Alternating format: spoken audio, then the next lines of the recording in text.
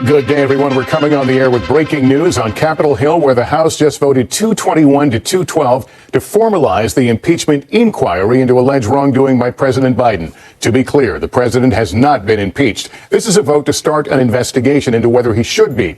House Republicans are accusing the president of profiting from his family's business dealings while in office, but so far they have not presented any solid evidence of wrongdoing. At the heart of the inquiry, the president's son, Hunter, who's been in other legal hot water for failing to pay taxes on time and on gun charges. Today, Hunter Biden was supposed to appear at a closed-door deposition related to the impeachment inquiry, but defied a congressional subpoena and instead spoke to reporters on Capitol Hill, where he defended his father, telling reporters, "My father was not financially involved in his business." We want to go to NBC's Ryan Nobles on Capitol Hill. Ryan, to repeat, this is a vote to open an inquiry into the possibility of achievement.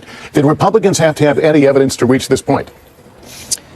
Only in the fact, Lester, that they needed to convince their members to vote yes on a measure like this to move this process forward. It's important to keep in mind that this impeachment inquiry was actually already underway. It was launched by the former House Speaker Kevin McCarthy back in September, but he did so without this formal authorization from his fellow members of the House of Representatives. And that did lead to some level of difficulty for the three House committees that are investigating the current president and his family, and that includes the House Judiciary Committee, the House Ways and Means Committee, and the House Oversight Committee. They have been in the process of subpoenaing documents, compelling witnesses to testify and collecting information as a part of this investigation. And they've run into some trouble with some of their targets who have suggested that they do not need to comply because the full House had yet to formalize the impeachment inquiry like they did tonight. Now, the chief target among the many witnesses that the House committees are asking to come forward and speak is the president's son, Hunter Biden. And he was scheduled to testify today in a closed-door deposition. Hunter Biden went back and forth with the committee for several weeks, suggesting that he would testify, but only in a public setting. Well, the House Oversight Committee had said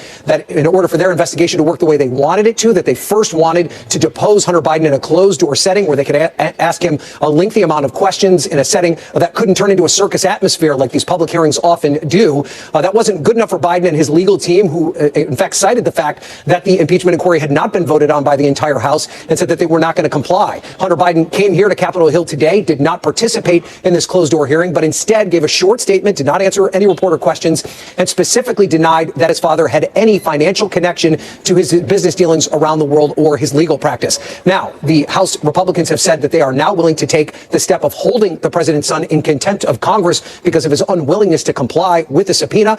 They will now have more legal weight to make that claim based on this authorization vote that just took place here tonight. Lester? All right, Ryan, we'll ask you to stand by. Let me bring in senior White House correspondent Gabe Gutierrez.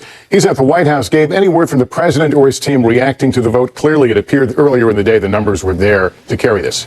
Lester, good evening. The White House is referring to this as a baseless political stunt and arguing that Republicans should be focused on other priorities, such as passing aid to Ukraine and Israel. They continue to say that these are baseless allegations. Now, earlier today, the White House press secretary, Karine Jean-Pierre, was asked whether the president had the opportunity to see his son Hunter's remarks outside of the Capitol. She wouldn't get much into that, but she did say that the president was familiar with what his son planned to say, but she would not say much more than that, only reiterating that the president and the first lady were proud of their son for continuing to rebuild his life. Lester. All right, Gabe Gutierrez at the White House. Thank you. That concludes this NBC News special report. Much more ahead on our streaming network, NBC News Now, online at NBCnews.com. And tonight, I'll see you with more on Nightly News. I'm Lester Holt. Thank you for watching, everyone. Good evening. Thanks for watching. Stay updated about breaking news and top stories on the NBC News app or follow us on social media.